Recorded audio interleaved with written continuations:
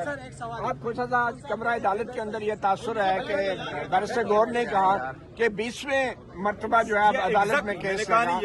تو 20ویں مرتبہ ایک تاثر یہ ہے کہ آج آپ لوگ جیل مینول کے حوالے سے تیار ہی نہیں تھے. جج صاحب آپ کی مدد کر رہے تھے، دفعات بتا رہے تھے، اور آپ نے جیل مینول کے لیے اگر آپ تیار ہوتے تو آج فیصلہ ہو جاتا، اور آپ کی وجہ سے ایک معاملہ پرسوں پہ چلا گیا. کوسا صاحب تیار تھے، کوسا صاحب نے تیاری کی تھی اور انہوں نے کر دیا تھا، اور سپریم کورٹ کے آرڈر کے مطابق کل بھی ہمارا کیس ہے انشاءاللہ تعالی. نہیں تو آپ لوگ تیاری کر کے کیوں نہیں آتے؟ تیاری کر کے آتے ہیں، لیکن جو میں نے آپ کو کہا 20ویں مرتبہ یہ میں تاریخ میرے پاس ہے، میرے پاس لکھا نہیں تو 20ویں مرتبہ تو آپ کی تیاری زیادہ ہونی چاہیے. سر میں کہہ رہا ہوں پوری تیاری. عدالت سے میری ریکویسٹ ہے کہ دیکھو پہلے لوگ عدالتوں میں کھڑے ہو کے کوئی ریکویسٹ کرتے تھے اور ہو جاتا تھا، یہ ہونا چاہیے. سر ایک سوال ہے، خان صاحب نے کہا کہ خان صاحب عید گھر پہ گزارے گا، تو کیا یہ خان صاحب عید گھر پہ گزارے گا؟ سارے بوگس گھنٹوں کے حساب سے سزائیں ہوئی تھی، سارے بوگس اور فیک اور پولیٹیکلی موٹیویٹڈ کیس. ہم عدالتیں روڈ پہ لگائیں گے، روڈ پہ یہ عدالتیں پہ ہم نہیں آئیں گے، روڈ پہ عوامی عدالت لگے گا. پھر کیس میں خان بیل پر ہے، اس کیس میں جو میں نے آج کیا اس پہ ضمانت پر ہے خان، اس کیس میں کل والا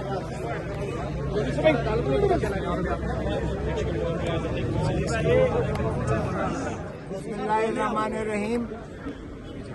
آج محترم عمران خان صاحب کی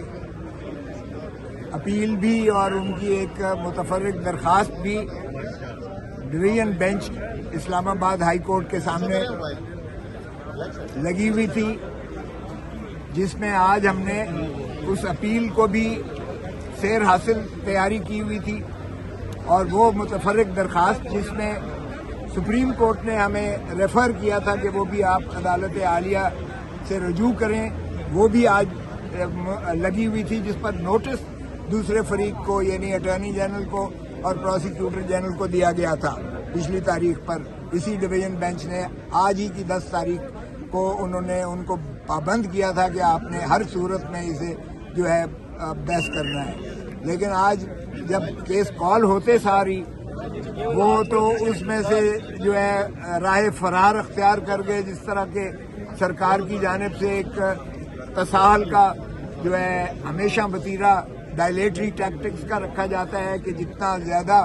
اس کو لٹکایا جا سکے، التوا کیا جا سکے، چونکہ انہیں بھی پتہ ہے کہ اس میں ان کے پاس کوئی شواہد اور ثبوت محترم عمران خان صاحب کے خلاف نہیں ہے، تو اس طرح راہ فرار جو ہے ہمیشہ اختیار کرنے کی ان کی آج بھی جاری و ساری رہی. اور انہوں نے کہا کہ جی ہمارا جو ہے وکیل وہ ایڈوکیٹ جنرل پنجاب بن گئے ہیں، جو الیکشن کمیشن آف پاکستان کے امجد پرویز صاحب تھے، جو وکیل صاحب تھے، وہ ان کو انعام کے طور پر ایڈوکیٹ جنرل پنجاب بنا دیا گیا ہے، جنہوں نے یہ ہماری دلاور محمود صاحب سے سزا کروائی تھی.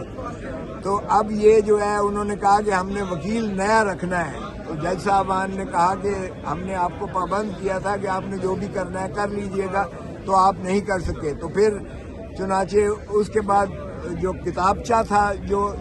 جج صاحبان نے پچھلی تاریخ پر کہا تھا کہ اس کو پرنٹ کیا جائے، کیونکہ یہاں high court rules and procedures میں جب اپیل لگتی ہے تو اس کی تمام کارروائی کو پرنٹ کر کے کتابچے کی شکل میں جو ہے فریقین کو دیا جاتا ہے. وہ بھی خیر سے صبح ہی انہوں نے وہ عدالت میں کیا، لیکن میں نے اس کے باوجود کہا کہ جی ہم تیار ہیں اور ہم اس بنا پر التوا نہیں چاہتے کہ یہ جو ہے پرنٹڈ پیپر بک ہمیں آج صبح عدالت میں دی گئی ہے. لیکن دوسری جانب سے جب ان کی یہ آ گئی استدعا کہ جی ہم نے تو وکیل ہی سرے سے نہیں رکھا، تو جج صاحبان نے کہا، سینئر جج ارباب سکندر صاحب نے کہا کہ بھائی آپ تو پروسیکیوٹر ہیں نیب الیکشن کمیشن کے، آپ تو ہر کیس میں پیش ہوتے ہو، تو پھر آپ کیسے تاریخ لے رہے ہو باہر کیف.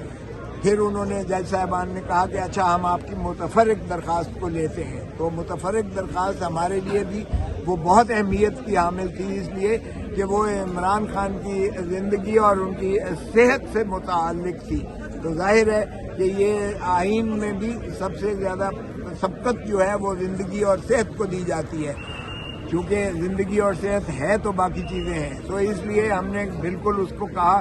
تو جج صاحبان نے کہا کہ ہم نے رپورٹ مانگی تھی، آپ نے وہ دی ہے کہ نہیں دی ہے؟ جیل سپرنٹینڈنٹ سے بھی رپورٹ مانگی ہوئی تھی، تو وہ مجھے ہدایت ہوئی کہ آپ پڑھ کے سنائیے گا، تو میں نے وہ تینوں رپورٹیں جو ہیں وہ پڑھ کے سنائی۔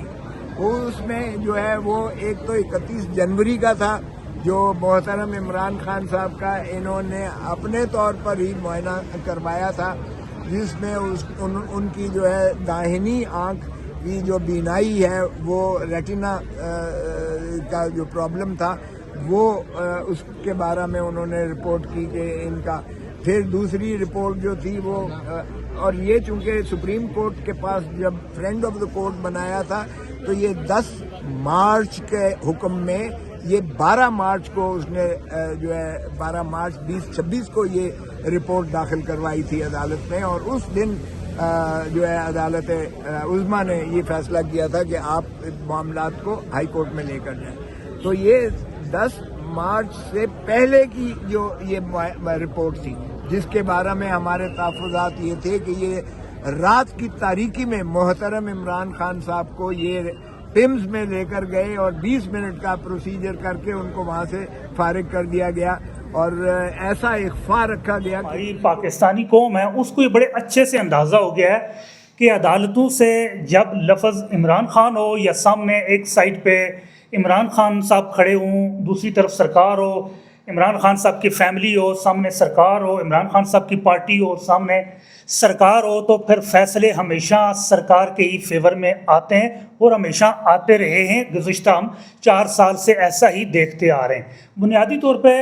یہ ہماری عدلیہ کا وہ زوال ہے۔ آج ہماری عدلیہ جو کسی بھی جمہوری ملک کے اندر عدالت انصاف کی طاقتور کے خلاف ایک آخری امید ہوا کرتی ہے، آج وہ عدلیہ پاکستان تحریک انصاف کے خلاف، عمران خان صاحب کے خلاف، ان کی فیملی کے خلاف، پولیٹیکل وکٹمائزیشن کے اور پولیٹیکل انجینئرنگ کا ایک ٹول کے طور پہ اس وقت استعمال ہو رہی ہے۔ اگر آپ پاکستان کی تاریخ کے اندر جائیں تو پاکستان ایسٹ اور ویسٹ کی صورت میں 2 بڑے پروونس تھے اور 54% ایسٹ پاکستان تھا۔ 1958 کے اندر جسٹس منیر نے ایک فیصلہ دیا کہ جو نظریہ ضرورت کے تحت اس نے سرنڈر کیا اس وقت کے جو طاقتور لوگوں کے سامنے، کہ پاکستان کا آئین ان کے سامنے جب سرنڈر کیا، پاکستان کا انصاف کا نظام ان کے سامنے جب سرنڈر کیا، پاکستان کی عدلیہ نے جب ان کے سامنے سر جھکایا، 54% پاکستان نے پاکستان سے علیحدگی اختیار کی کہ یہاں انصاف نہیں رہا، یہاں اب آخری امید کوئی نہیں رہی ہے۔ اور صرف 13 سال کے اندر ہم نے دیکھا کہ ایسٹ پاکستان جو ہے نا وہ بنگلہ دیش بن گیا، صرف اس وجہ سے کہ ان کی جو آخری امید تھی، جو عدلیہ کی امید تھی، وہ ان کی جو اس تک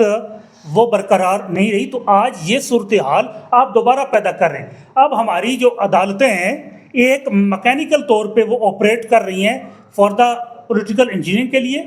پولیٹیکل وکٹمائزیشن کے لیے، اور ہماری عدالتیں اس وقت ایک عدالت کا روپ نہیں رکھتی، وہ ایک پرنٹر مشین بن گئی ہیں جن کے اندر صرف ایک ہی سائڈ کا فیصلہ تھا، اس کے سافٹ ویئر کے اندر کے انسٹال ہے کہ عمران خان، اس کے فیملی اور پاکستان تحریک انصاف جو ان کی جماعت ہے، اسی کے خلاف جو فیصلہ ہوگا وہ اس عدالت سے پرنٹ ہوتا ہے اور اس کے اوپر عمل درآمد بھی ہوتا ہے۔ ایسا لگتا ہے کہ ہماری جو یہ عدالتیں ہیں ان کو صرف ایک ہی فیصلے کے اوپر عمل درآمد کا اختیار دیا گیا ہے کہ جو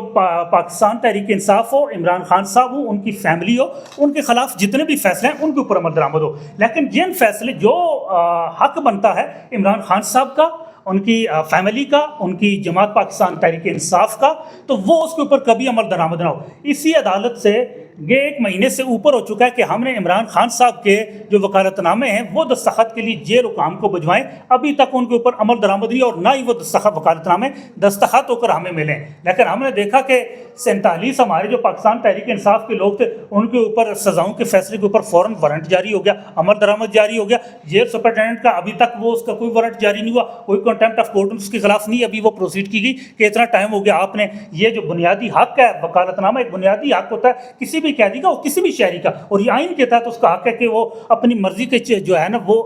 وکیل کو ہائر کرے اور اپنے کیس کو انڈیپینڈنٹلی پریزنٹ کرے۔ یہ عمران خان صاحب کو جان بوجھ کر یہ روکنے کی ایک کوشش کی گئی۔ اس کے بعد اب اسی عدالت سے جو انسداد دہشت گردی کیا، عمران خان صاحب کے ان کے ذاتی معالجین سے میڈیکل کے چیک اپ کے لیے، ڈینٹسٹ سے چیک اپ کے لیے، ان کی فیملی کی ملاقات کے حوالے سے اب وہ فیصلے موجود ہیں، لیکن ان فیصلوں کے اوپر عمل درآمد نہیں ہو رہا۔ نہ ان فیصلوں کے اوپر کوئی